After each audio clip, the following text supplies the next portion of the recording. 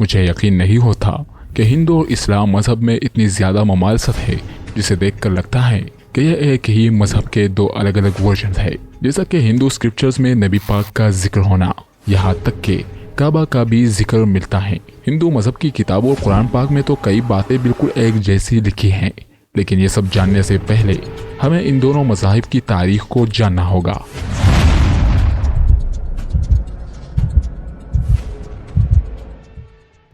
साल 610 बीसी जब नबी पाक सल्लल्लाहु अलैहि वसल्लम को नबूवत मिली और अल्लाह ने नबी पाक सल्लल्लाहु अलैहि वसल्लम के ज़रिए अपना पैगाम लोगों तक पहुंचाया। लेकिन अगर हिंदू मज़हब की तारीख को देखा जाए तो इसका नुक्ते आगाज़ किसी को नहीं पता कि यह मज़हब कब बना और किसने बनाया। बहुत सारे स्कॉलर्स का मानना है कि हिंदू मज़हब 5000 साल पुराना है, क्योंकि इंडस वैली सिविलाइजेशन में इस रिलीजन से जुड़े कुछ सबूत मिले हैं। इंडस वैली आज के टाइम में पाकिस्तान के पंजाब प्रोविंस में मौजूद है। हिंदू अपने मजहब को सनातन धर्म बोलते हैं, यानी कि ऐसा धर्म जो हमेशा से था, लेकिन सही तौर पर हिंदू मजहब को इसकी वैदिक पीरियड के बाद ही रिकॉग्नाइज किया जाता है। जब 1500 से 2000 बीसी में हिंदू मजहब के वेदों को लिखा गया था, जिस तरह इस्लाम मजहब में हमारे पास कुरान है, इस तरह हिंदू मजहब में वेद होते हैं।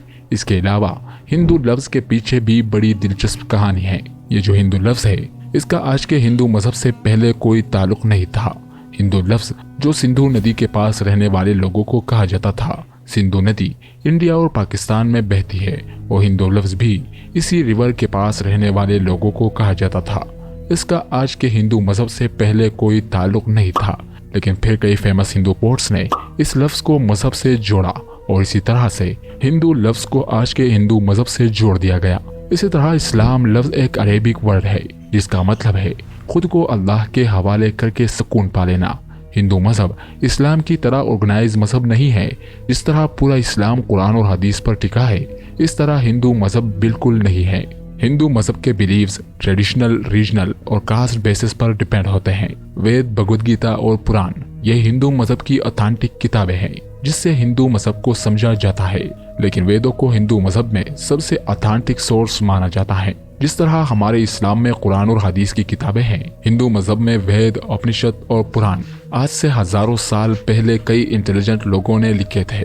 उस वक्त लोग एक साथ बैठकर एक दूसरे के साथ नॉलेज शेयर किया करते थे और इस नॉलेज को इन किताबों में लिखा गया है। इन टेक्स्ट के अलावा भी हिंदू मजहब में महाभारत और रामायण जैसी कहानियां हैं। इस्लाम की तरह हिंदू मजहब में भी फिरके बने हुए हैं। जिस तरह इस्लाम में अल्लाह ने 1,24,000 नबियों को भेजा था और मेरे नबी पाक सल्लल्लाहु अलैहि वसल्लम अल्लाह के आखिरी नबी और रसूल है, इनके बाद कोई नबी नहीं आएगा। इसी तरह हिंदू मजहब में अवतार को माना जाता है। हिंदू मानते हैं कि जब धर्म मुश्किल में होता है तो भगवान खुद से इंसान की शक्ल में धर्म को बचाने आ जाते हैं, जिसे वो अवतार कहते हैं। अवतार का मेंशन हमें किसी भी वेद में नहीं मिलता सिवाय गीता और पुराण के। लेकिन इस्लाम में नबी तो अल्लाह के बंदे होते हैं, न कि खुद अल्लाह इंसान की शक्ल में आता है। लेकिन कई स्कॉलर्स का मानना है कि अवतार लफ्ज इन दोनों से मिलकर बना है, जिसका मतलब होता है नीचे भेजा गया। तो स्कॉलर्स का मानना है कि अवतार उन लोगों को कहा जाता है जिनका खुदा से खास ताल्लुक होता है। ऐसे लोगों का जिक्र हमें चारों वेदों में भी मिलता है और वेदों को तो हिंदू मजहब की सबसे ऑथेंटिक किताब माना जाता है। तो हो सकता है कि अवतार असलियत में नबी ही हो। लेकिन अगर मैं आपको कहूँ कि नबी पाक सल्लल्लाहु अलैहि वसल्लम का जिक्र हिंदू किताबों में है, तो आप इस बात पर बिल्कुल यकीन नहीं करोगे। भविष्य पुराण में ये लिखा है कि एक मोहम्मद नाम का उस्ताद अपने साथियों के साथ अरब में आएगा। यहाँ साफ तौर पर नबी पाक सल्लल्लाहु अलैहि वसल्लम का नाम मोहम्मद लिया गया है और ये भी लिखा है कि वो अरब में आएगा। और यहाँ नबी पाक के साथी यानी सहाबा किराम का भी जिक्र है और यहाँ ये भी लिखा है कि वो पूरी इंसानियत में सबसे बेहतर होगा। इसी तरह अथर्ववेद में भी लिखा है कि वो नरसंगसा होगा, वो कोरमा होगा, जो कि 60,000 दुश्मनों में भी महफूज रहेगा। यहाँ बताया गया है कि वो नरसंगसा होगा। दरअसल नरसंग का मतलब होता है तारीफ करने वाला और कोरमा का मतलब होता है पेस यानी अमन फैलाने वाला। और आप ये तो अच्छी तरह से जानते हैं कि अल्लाह ने नबी पाक को पूरी दुनिया के लिए रहमत बनाकर भेजा था। लेकिन कोरमा का एक और मतलब भी है इमिग्रेशन। और नबी पाक भी मक्का छोड़कर मदीना चले गए थे क्योंकि उस वक्त मक्का के लोग आपके दुश्मन बन चुके थे। इसके अलावा अथर्ववेद ने लिखा है कि वो ऊंट पर सवारी करेगा जिसका रथ आसमान को छुएगा। आपको ये भी अच्छे से पता होगा कि नबी पाक सल्लल्लाहु अलैहि वसल्लम ने अपनी जिंदगी में कितनी बार ऊंट पर सफर किया है। इसके अलावा अथर्ववेद में लिखा है, जब वो लोग जंग के मैदान में तारीफें सुनेंगे तो उनकी हिम्मत बढ़ जाएगी और वो 10,000 दुश्मनों से लड़े बगैर जीत जाएंगे और कारों के खिलाफ लड़ेंगे। यहाँ लिखा है कि जब वो जंग के मैदान में तारीफें सुनेंगे तो उनकी हिम्मत बढ़ जाएगी। यही अल्लाह कुरान में फरमाता है। और जब मोमिनों ने काफिरों के लश्कर को देखा तो कहने लगे, ये वही है जिसका खुदा और उसके पैगंबर ने हमसे वादा किया था। और खुदा और उसके पैगंबर ने सच कहा था और इससे इनका ईमान और ताकत और ज्यादा हो गई। और हिस्ट्री में जब मोता की जंग हुई उस वक्त 3,000 मुसलमान 10,000 काफिरों के मुकाबले में थे। और यहाँ ये भी लिखा है कि वो कारों के खिलाफ लड़ेंगे। कारो का मतलब होता है तारीफ करने वाला। हम इसे अरबी में ट्रांसलेट करें तो ये बनता है अहमद, जो कि नबी सल्लल्लाहु अलैहि वसल्लम का ही एक नाम है। जिस तरह हम इस्लाम में इमाम मेहदी का इंतजार करते हैं और हमें ये पता है कि कयामत से पहले इमाम मेहदी का ज़हूर होगा, इसी तरह हिंदू मजहब में लोग कल की अवतार को मानते हैं। उनका ये मानना है कि जब भी कलयुग होता है तो कल की अवतार अपेयर होता है, जो कि विष्णु का ही एक अवतार है। कल की अवतार का हिंदू आज इंतजार कर रहे हैं। उनका मानना है कि कल की अवतार बहुत जल्द इस दुनिया में अपेयर होगा। इस पर हिंदू मजहब के बहुत बड़े स्कॉलर पंडित वेद प्रकाश ने एक किताब लिखी थी, जिसमें उन्होंने ये बताया था कि हिंदू जिस कल के अवतार का इंतजार कर रहे हैं वो ऑलरेडी इस दुनिया में आ चुका है और वो कल के अवतार हमारे नबी सल्लल्लाहु अलैहि वसल्लम थे। वेदों में लिखा है कि कल की अवतार भगवान का आखिरी मैसेंजर होगा। नबी पाक सल्लल्लाहु अलैहि वसल्लम भी अल्लाह के आखिरी नबी है। इस अवतार के बाप का नाम विष्णु भगत होगा और इसकी माँ का नाम सोमनिप होगा। यहाँ इस अवतार के बाप का नाम विष्णु भगत बताया गया है। विष्णु भगत का मतलब विष्णु का बंदा और नबी पाक सल्लल्लाहु अलैहि वसल्लम के वालिद का नाम अब्दुल्ला था, जिसका मतलब होता है अल्लाह का बंदा। इन दोनों लफ्जों का मतलब ऑलमोस्ट सेम ही है। इसी तरह से अवतार की माँ का नाम सोमनिप बताया गया है, जिसका मतलब है शांति। नबी पाक सल्लल्लाहु अलैहि वसल्लम की माँ का नाम था हजरत आमना, जिसका मतलब भी शांति ही है। हिंदू मजहब की बड़ी किताबों में लिखा है कि कल की अवतार जैतून और खजूर पर जिंदा रहेगा, बिल्कुल जैसे नबी पाक सल्लल्लाहु अलैहि वसल्लम अरब में खजूर और जैतून इस्तेमाल करते थे और उसे पसंद भी बहुत करते थे। वेद में लिखा है कि कल की अवतार अपनी जमीन के रिस्पेक्टेड खानदान में पैदा होगा। नबी करीम सल्लल्लाहु अलैहि वसल्लम भी अरब के इज्जतदार खानदान कुरैश में पैदा हुए थे। हिंदू मजहब में यह भी लिखा है कि कल के अवतार को भगवान गार में अपना मैसेज देंगे, एग्जैक्टली जैसे नबी पाक सल्लल्लाहु अलैहि वसल्लम को हजरत जिब्राईल अलैहिस्सलाम ने गारे हिरा में अल्लाह का पहला मैसेज दिया। किताबों में यह भी लिखा है, जिसे हिंदू मानते हैं कि कल की अवतार को भगवान एक ऐसा घोड़ा देंगे जिसकी मदद से वो पूरी दुनिया, सातों आसमान और जमीन घूमेगा, जिस तरह नबी पाक सल्लल्लाहु अलैहि वसल्लम ने बुराक पर मेराज का सफर किया। किताबों में यह भी लिखा है कि इस अवतार को भगवान खुद मदद करेंगे, एग्जैक्टली जिस तरह अल्लाह ने नबी पाक सल्लल्लाहु अलैहि वसल्लम की बदर की जंग में मदद की। हिंदू मजहब की किताबों में लिखा है कि कल की अवतार घोड़ा और तीर चलाने में माहिर होगा, जैसे नबी करीम सल्लल्लाहु अलैहि वसल्लम थे, जिस पर पंडित वेद प्रकाश का कहना है कि आज के दौर में तो कोई घोड़ों और तीरों का यूज नहीं करता। ये दौर तो कब का जा चुका है। अब तो मिसाइल, बम्स और टैंक से जंगें लड़ी जाती हैं। तो इसीलिए हिंदुओं का इस अवतार का इंतजार करने का कोई पॉइंट नहीं है। ये अवतार नबी करीम सल्लल्लाहु अलैहि वसल्लम ही थे, जो आज से 1400 साल पहले जा चुके हैं। आप देख सकते हो कि नबी पाक सल्लल्लाहु अलैहि वसल्लम का जिक्र हिंदू मजहब में भी है। इसके अलावा दुनिया के कई रिलीजन्स में नबी पाक सल्लल्लाहु अलैहि वसल्लम का जिक्र मौजूद है। हिंदू और इस्लाम मजहब में और भी सिमिलरिटीज है। जिस तरह हम जन्नत और दोज़ख पर ईमान रखते हैं, हिंदू मजहब में भी स्वर्ग और नरक है। हम ईद पर जानवर कुर्बान करते हैं, हिंदू भी जानवर कुर्बान करते हैं। हम ज़कात देते हैं और हिंदू दान करते हैं। हम रोजा रखते हैं और हिंदू व्रत रखते हैं। आप देख सकते हैं कि हिंदू और इस्लाम मजहब में कितनी सिमिलरिटीज है, लेकिन जो सबसे बड़ा डिफरेंस है वो ये है कि इस्लाम में हम एक अल्लाह को मानते हैं और मूर्ति पूजा भी इस्लाम में हराम है, लेकिन हिंदू अलग अलग खुदाओं को मानते हैं और मूर्ति पूजा करते हैं। जबकि उपनिषदों में साफ साफ लिखा है वो एक है, उसका दूसरा नहीं। उसके न तो माँ बाप है और न ही उसका कोई खुदा है, उस जैसा कोई नहीं। उसे इंसान की आंख नहीं देख सकती। भगवत गीता में भी लिखा है, जिनकी अक्लों को उनकी इच्छाओं ने चुरा लिया है वो इन मूर्तियों की पूजा करते हैं, उसे एक खुदा को छोड़कर। इसी तरह यजुर्वेद में भी लिखा है, उसकी कोई तस्वीर नहीं, उसे किसी ने पैदा नहीं किया और वो इबादत के लायक है। उसका कोई जिस्म नहीं, वो पाक है। वो अंधेरे में गहरे डूब जाते हैं जो संभूति यानी तख्लीक की इबादत करते हैं। इतना ही नहीं, ऋग्वेद में यह भी लिखा है, पादरी एक खुदा को कई नामों से पुकारते हैं, उसकी इबादत करो जिस जैसा कोई नहीं,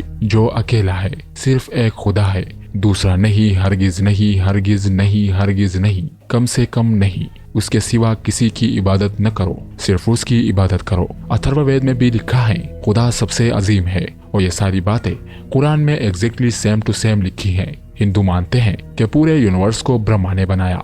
ब्रह्मा का मतलब होता है क्रिएटर। शंकर आचार्य जो हिंदू मजहब के सबसे बड़े स्कॉलर थे, उन्होंने कहा था कि ब्रह्मा ही सच है। वो भी एक ही खुदा को मानते थे, यानी कि खुदा एक है और वही सच है। लेकिन अगर हिंदू मजहब में एक खुदा को मानने का कहा गया है तो फिर क्यों लोग मूर्तियों की पूजा करते हैं, जो कि हमने देखा कि वेदों में भी बार बार कहा गया है। लेकिन मसला यह है कि हिंदू मजहब ने इस एक खुदा को छोड़कर इन मूर्तियों को पकड़ लिया है, जो कि इंसान ने खुद बनाई है, और वो खुद की बनाई हुई चीज के प्यार में पड़ गया है, और यही शिर्क है। इन मूर्तियों को छोड़ो और इस एक को पकड़ो, वही सब कुछ है, वही मेरा अल्लाह है, वही इस यूनिवर्स का सच है, जिसे हिंदू मजहब में सत्य कहते हैं। हमें उस एक खुदा की इबादत करनी चाहिए जिसका जिक्र वेद और कुरान दोनों में है। मोअज़्ज़ज़ नाज़रीन, अगर आपको हमारी ये वीडियो पसंद आए तो इस वीडियो को लाइक और शेयर कीजिएगा, और हमारे और अपने चैनल दास्तान कुरान को ज़रूर सब्सक्राइब कीजिएगा।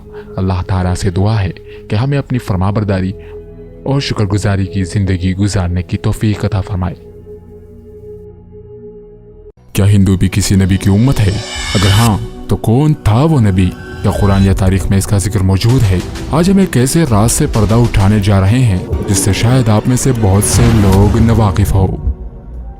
कुरान पाक की सूरह राद में अल्लाह ताला फरमाता है कि हमने हर कौम में अपने नबी और डर सुनाने वाले पैगंबर भेजे। तो फिर ऐसा कैसे मुमकिन है कि हिंदू कौम के दरमियान कोई नबी या पैगंबर न आया हो? अहादीस की किताबों से पता चलता है कि कमो बेश 1,24,000 अंबिया, रसूल और पैगंबर इस दुनिया में दीने इलाही का पैगाम पहुंचाने के लिए भेजे गए, और ये पैगंबर मुख्तलिफ मौकों पर मुख्तलिफ खत्तों में उतारे गए। तो क्या ऐसा हो सकता है कि अल्लाह ने एक भी पैगंबर हिंदू कौम में न भेजा हो? हिंदू इस बात का प्रचार करते हैं कि उनका मजहब सबसे पुराना मजहब है, जबकि ऐसा बिल्कुल भी नहीं। हिंदुओं के पास वेदास और उनके होली स्क्रिप्चर्स अवेलेबल है, जिनमें जगह जगह पर हजरत मोहम्मद सल्लल्लाहु अलैहि वसल्लम, हजरत नूह, हजरत आदम और हजरत ईसा अलैहिस्सलाम का जिक्र मौजूद है। तो जब हजारों साल पहले हिंदुओं की किताबों में इन नबियों की इन्फॉर्मेशन मौजूद है, तो कोई तो होगा जिसे अल्लाह की तरफ से ये इन्फॉर्मेशन मिली होगी, और उसने इस इन्फॉर्मेशन को किताबों में लिखा होगा।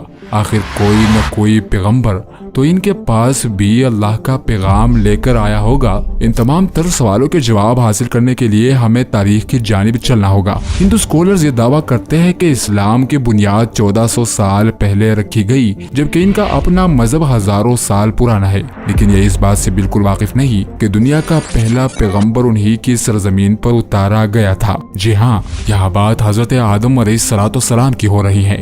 हजरत आदम अलैहिस्सलाम को जब जन्नत से जमीन पर भेजने का फैसला किया गया, तो उन्हें जिस पहाड़ी पर उतारा गया वो श्रीलंका में है। और हाँ, हजरत आदम अलैहिस्सलाम के कदमों के निशान आज भी वहाँ मौजूद है। और हैरत की बात यह है कि लफ्ज आदम भी संस्कृत जबान का लफ्ज है। ये वो जबान है जो कभी कदीम हिंदुस्तान में बोली जाती थी, और संस्कृत में आदम का मतलब है the first one, the original, यानी कि पहला या शुरुआती। यानी अगर आप गौर करें तो दुनिया का पहला नबी अरब की सरजमीन पर नहीं बल्कि हिंद की सरजमीन पर उतारा गया।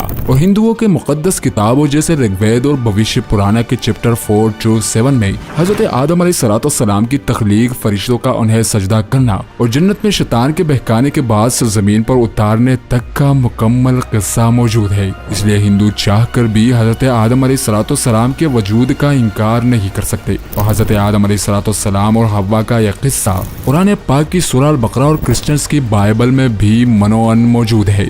इसका मतलब ये है कि इन तमाम किताबों में मौजूद इस इंफॉर्मेशन का सोर्स एक ही है। तारीख का अगर डीपली मुताला करे तो पता चलता है कि हिंदू धर्म के वेद किसी और पर नहीं बल्कि आदम सानी हजरत नूह अलैहिस्सलाम पर उतारे गए थे, और वेदों में इन्हें नोहा या बड़े सैलाब वाला कहकर पुकारा गया था। और हजरत नूह की कश्ती से लेकर सैलाब तक का मुकम्मल वाकया वेदों में तफसील से मौजूद है। बिल्कुल ऐसे ही جیسے یہ واقعہ قرآن پاک اور دا بک آف جینیسس میں درج ہے۔ اس کے علاوہ بھوشیہ پرانا کے چیپٹر 4:7 میں بھی اس واقعے کو کوٹ کیا گیا ہے کہ خدا نے اسے کشتی بنانے اور اس میں جانداروں کو سوار کرنے کا حکم دیا، اور اس کے بعد ایک بڑا طوفان آیا جس نے ہندوستان کی سرزمین پر زندگی کا نام و نشان ختم کر دیا۔ اگر آپ لفظ نوحہ یا نوح پر غور کریں تو یہ بھی سنسکرت زبان کا ہی لفظ ہے جس کا مطلب ہے کشتی والا۔ ہندوؤں کے پاس موجود ویدوں میں ایک اور دلچسپ بات بھی لکھی ہے کہ سیلاب کے بعد جب دنیا دوبارہ آباد ہوگی تو میں ان ویدوں کو نافذ کروں گا، اور بالکل اسی طرح سیلاب کے بعد ان ویداس کو ہندوستان کی سرزمین پر نافذ کیا گیا، جو کہ اصل میں حضرت نوح پر نازل ہونے والے صحیفے یا ان کی تعلیمات تھی، جن میں وقت کے ساتھ ساتھ رد و بدل ہوتی رہی، اور آخر کار یہ قوم آہستہ آہستہ بدھ پرستی کی طرف راغب ہو گئی۔ لیکن حقیقت تو یہ ہے کہ ہندوؤں نے چاہے لاکھوں بدھ بنا کر انہیں مندروں اور گھروں میں رکھا ہوا ہے، پھر بھی ان کی کتابوں میں ایک خدا کی عبادت یکتا پرستی پر بار بار زور دیا گیا ہے۔ جیسے اسلام میں اللہ تعالیٰ کا پیغام پہنچانے والے کو پیغمبر کہا جاتا ہے، ویسے ہی ہندوؤں کے ہاں 10 اوتار کا کانسیپٹ موجود ہے۔ ان کا ماننا ہے کہ 9 اوتار اس دنیا میں آ کر جا چکے ہیں، اور آخری اوتار ابھی آنے والا ہے جس کا نام کلکی اوتار ہے۔ کچھ عرصہ پہلے کلکی اوتار کے نام سے ایک کتاب لکھی گئی جس میں وشنو کے 10ویں اور آخری اوتار کے تمام نشانیاں بتائی گئی۔ ہندوؤں کی کتاب بھگوت گیتا میں بھی کلکی اوتار کا ذکر موجود ہے کہ یہ دنیا کے کس خطے میں پیدا ہوں گے، کس گھرانے میں، اور ان کے والدین کون ہوں گے۔ تو کہا گیا ہے کہ وہ سنبل کے کسی بڑے گھرانے میں جنم لیں گے۔ ان کے والد کا نام وشنو یشا جبکہ والدہ کا نام سمتی ہوگا۔ میرے پیارے عزیزو، آپ یہ جان کر حیران ہوں گے کہ سنبل کا مطلب ہے امن کی جگہ، یا پانی کے کنارے امن کا مقام، یا ایسی جگہ جہاں بہت سے لوگ اکٹھے ہوں، اور خانہ کعبہ ایک ایسی جگہ ہے جو امن کا مقام ہے، اور جہاں ہر سال لاکھوں کی تعداد میں لوگ اکٹھے ہوتے ہیں۔ اور جس بڑے گھرانے میں پیدا ہونے کا ذکر کیا گیا ہے تو وہ عرب کا ممتاز اور بااثر قبیلہ قریش ہے، جس قبیلے میں ہمارے پیارے نبی حضرت محمد صلی اللہ علیہ وسلم کی ولادت ہوئی۔ عرب کا یہی گھرانہ مکہ کو کنٹرول کرتا تھا اور خانہ کعبہ کی چابیوں کا علم بردار تھا۔ بھگوت گیتا میں کلکی اوتار کے والد کا نام وشنو یشا بتایا گیا ہے، جس کا مطلب ہے خدا کا بندہ، اور نبی محترم صلی اللہ علیہ وسلم کے والد گرامی کا نام عبداللہ ہے، جس کا مطلب بھی اللہ کا بندہ ہی ہے۔ کلکی اوتار کی والدہ کا نام سمتی بتایا گیا ہے، جس کا مطلب ہے امن والی، اور نبی کریم صلی اللہ علیہ وسلم کی والدہ کا نام آمنہ ہے، جس کا بھی مطلب امن والی ہی ہے۔ کلکی اوتار کے بارے میں کہا گیا تھا کہ یہ کلیوگ میں پیدا ہوں گے۔ کلیوگ کا مطلب ہے جھوٹ، ظلم، بربریت اور اندھیرے کا دور، جو آج سے 1400 سال پہلے جب حضرت محمد صلی اللہ علیہ وسلم عرب کی سرزمین پر تشریف لائے تو اس وقت وہ زمین ظلم و جبر اور بربریت سے بری ہوئی تھی۔ اس سے زیادہ اور کیا کلیوگ ہوگا کہ بیٹیوں کو پیدا کرتے ہی زندہ درگور کر دیا جاتا تھا۔ اب شاید آپ لوگوں کے لیے سمجھنا بالکل بھی مشکل نہیں کہ کلکی اوتار کون ہے، اور ان کا ذکر ہندو کی کتابوں میں ہزاروں سال پہلے سے کیسے موجود ہے۔ میرے معزز بھائیوں، جب حضرت آدم علیہ السلام، حضرت عیسیٰ، حضرت نوح اور حضرت محمد مصطفیٰ صلی اللہ علیہ وسلم کا ذکر ہندو کی کتابوں میں موجود ہے، اور ان کی کتابوں میں یکتا پرستی یا ایک خدا کی عبادت کی تلقین کی جا رہی ہے، تو پھر ایسا کیسے ہو سکتا ہے کہ بنا کسی نبی یا پیغمبر کے ان تک یہ باتیں پہنچی ہوں؟ ہندوؤں کے پاس حضرت نوح علیہ السلام کے صحیفے ویدوں کی شکل میں موجود تھے، مگر وقت کے ساتھ ساتھ وہ اپنی شکل کھو چکے تھے، ورنہ ہندوؤں کا اصل مذہب بھی دین اسلام ہی ہے۔ آپ یہ جان کر حیران ہوں گے کہ ڈاکٹر ذاکر نائک پر اسی لیے ہندوستان میں پابندی عائد کر دی گئی کہ اس شخص نے ہندو مذہب پر تحقیق کی، بہت سے ریفرنسز اکٹھے کیے اور لوجک سے بات کی، اور ہندو وحی کی کتابوں سے دین اسلام کے حوالے دے کر انہیں دین حق کی طرف بلایا، اور وہ اپنے اس مشن میں کافی حد تک کامیاب بھی رہا۔ عام ہندو سمجھتا ہے سب کچھ خدا ہے، پیڑ خدا ہے، انسان خدا ہے، سورج خدا ہے، چاند خدا ہے، سانپ خدا ہے۔ ہم مسلمان سمجھتے ہیں کہ سب کچھ خدا کا ہے، پیڑ خدا۔ ہندو مذہب، ہندو دھرم کی کتابیں کیا کہتی ہے خدا کے بارے میں؟ ہندو مذہب کی ہے اپنشد، یہ ہے اپنشد۔ جب ہم اپنشد پڑھتے ہیں، لکھا ہوا ہے چھندوگیا اپنشد میں پاٹھ نمبر 6 بھاگ نمبر 2 شلوکا نمبر 1 میں ایکم ایودتیم، یہ سنسکرت شلوک ہے جس کے معنی ہے بھگوان ایک ہی ہے، دوسرا نہیں ہے۔ چونکہ نبی آخر الزمان حضرت محمد صلی اللہ علیہ وسلم آخری نبی ہے اور آپ کے بعد کسی بھی نبی نے نہیں آنا، تو ان کے بعد دین اسلام کی تبلیغ کی یہ ذمہ داری ائمہ کرام علیہ الصلوۃ والسلام اور اولیاء اللہ نے ادا کی۔ خواجہ معین الدین چشتی رحمۃ اللہ علیہ کے بارے میں کہا جاتا ہے کہ ہندوستان میں آپ کی دعوت سے لگ بھگ 9 لاکھ لوگ مسلمان ہوئے۔ اسی طرح حضرت شیخ عبد القادر جیلانی رحمۃ اللہ علیہ نے عراق اور اس کے علاقوں میں ہزاروں لوگوں کو اسلام قبول کروایا۔ حضرت بہاؤالدین زکریہ ملتانی رحمۃ اللہ علیہ کے ذریعے ملتان اور پنجاب میں ہزاروں لوگوں نے اسلام قبول کیا۔